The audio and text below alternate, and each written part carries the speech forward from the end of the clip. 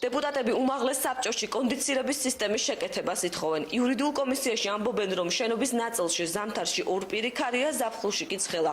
უხარისხოდ შესრულებული სამუშაოების მიზეზით უმაღლესმა საბჭომ სამონტაჟო კომპანიის წინააღმდეგ საქმე პროკურატურას გადასცა.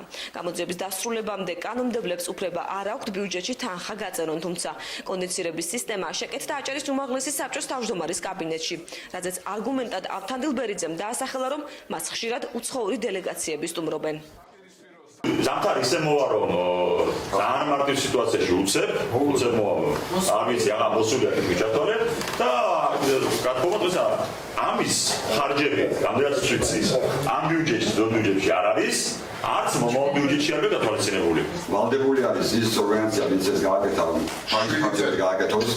ჩვენ სამიმართული ვართ პროკურორის კინოსის საქმე. ამდენად იქნება სწორი, ჩვენ გამოგვოწადი როგორც ჩვენ და მე რა კონკრეტულ ალტაზე ვაკეთებ. შენთან აბერ დააყენეთ ავტომატში იგი ამიწევი. წარმომადგენლობითი ხარჯებით დააყენეს, იმიტომ რომ უცხოეთის დელეგაციებს ღებულობ კაბინეტში.